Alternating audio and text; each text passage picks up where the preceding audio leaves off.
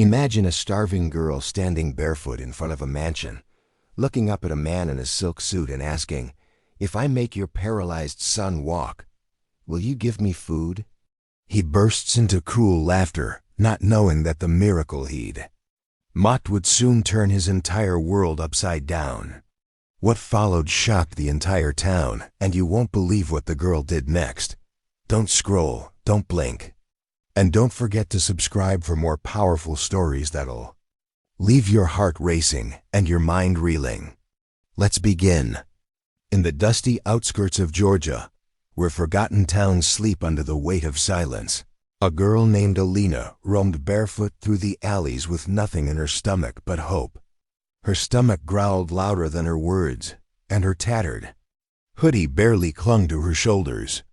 Orphaned at 8, homeless by 12, and invisible to the world by 15, Alina had only one companion, an old brown backpack filled with strange herbs, crumpled books on energy healing, and a notebook she guarded like her life.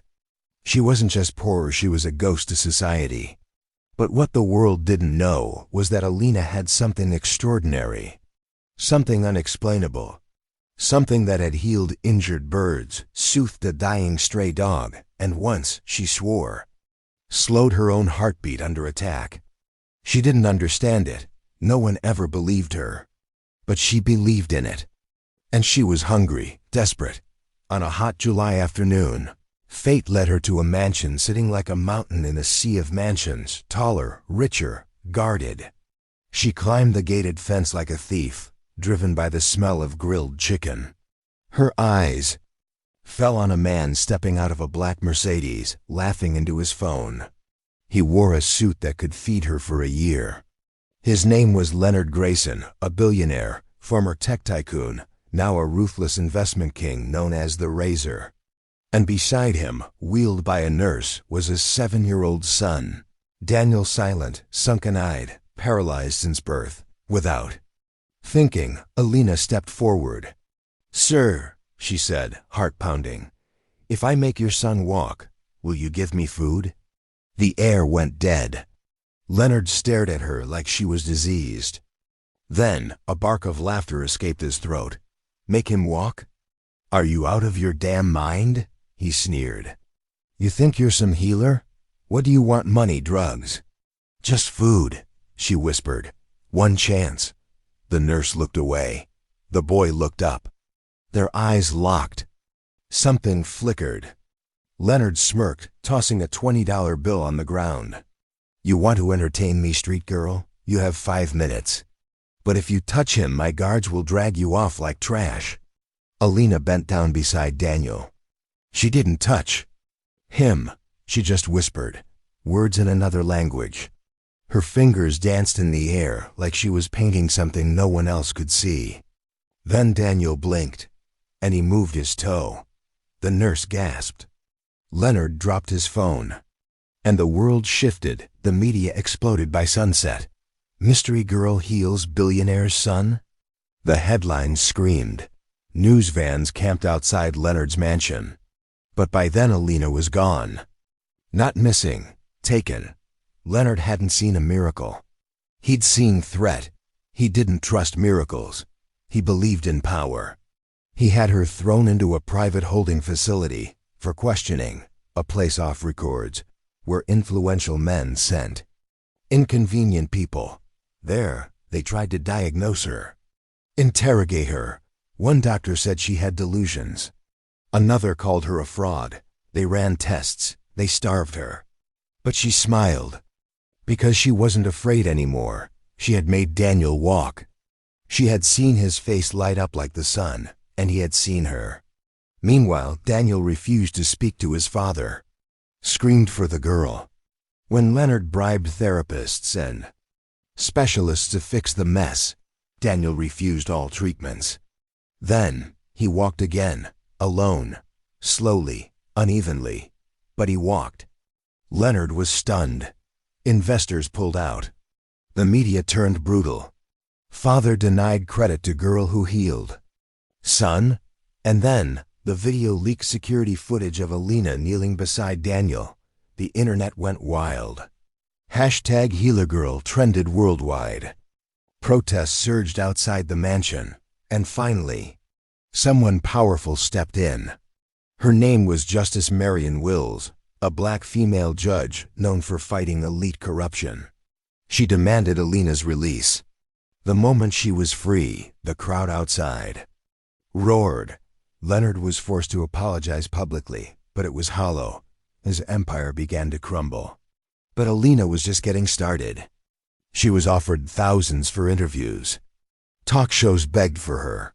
One podcast clip of her saying, "I don't want fame, I want healing," hit 80 million views. But what truly shook the world? Daniel himself, now walking confidently, appeared on live TV and said, "She healed me. Not just my legs, my heart. She's my angel.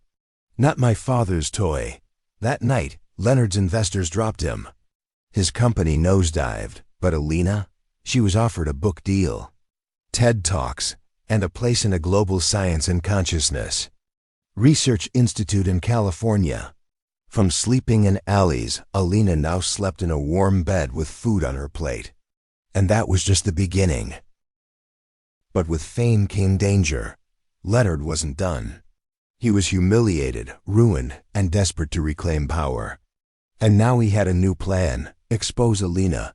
He hired private investigators, dug through her past, found the orphanage, found witnesses. But instead of weakness, he found wonder. Nurses swore she had a light about her. One janitor claimed she healed his arthritis when she was 11. Leonard dismissed them as mad. He doubled down, sent a fake wellness sponsor to lure her into a contract.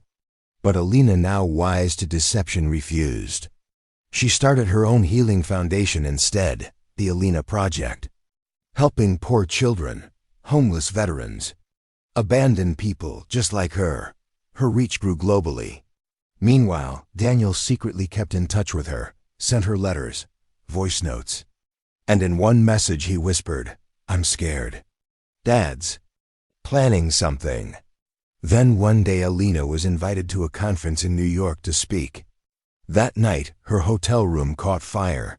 She escaped, but barely. Investigators suspected arson, but no proof. She kept going, stronger. Then came the twist that silenced the nation. Alina was not just a healer. She was Leonard's biological daughter. His ex-lover, a woman he discarded decades ago, had left their child at an orphanage after being abandoned and terminally ill. The truth unraveled fast. DNA confirmed it. The girl he imprisoned, his own blood. America was stunned. Leonard denied it until court ordered a DNA test. Alina stood in the courtroom, eyes steady, watching the man who'd tried to erase her life. He looked pale, broken. When asked if she'd press charges, Alina said one thing: "No, I forgive him. I'm already more than he'll ever be." The courtroom clapped. The internet crowned her Queen Alina. And a powerful investor who lost everything in Leonard's downfall offered her a $20 million startup grant. "Build the future of healing," he said. "You already changed the world." 2 years later, Alina sat on the rooftop of her headquarters in San Francisco, the Alina Light Institute, a place where science met spirituality, where healing wasn't medicine alone, but energy, empathy, and love. She wasn't just a millionaire, she was a movement. She employed orphans, trained youth, fed thousands weekly. And every room had this quote etched on the wall: "If I can make him walk, can I have food?" It was her story, her anthem. Daniel now lived with his mother, but visited often. He'd grown taller, happier. He called her Sis. One afternoon, Alina received a letter. It was from Leonard, now bankrupt, alone, and dying of illness. It read, "I don't ask for healing. I ask for forgiveness. I never knew what love looked like. Now I do. It looks like you," Alina cried. Not because he broke her, but because he finally saw her. She visited him in hospice, sat by his bed, held his hand, and whispered, "I forgive you. You made me stronger." When he passed, she held no grudge, only peace.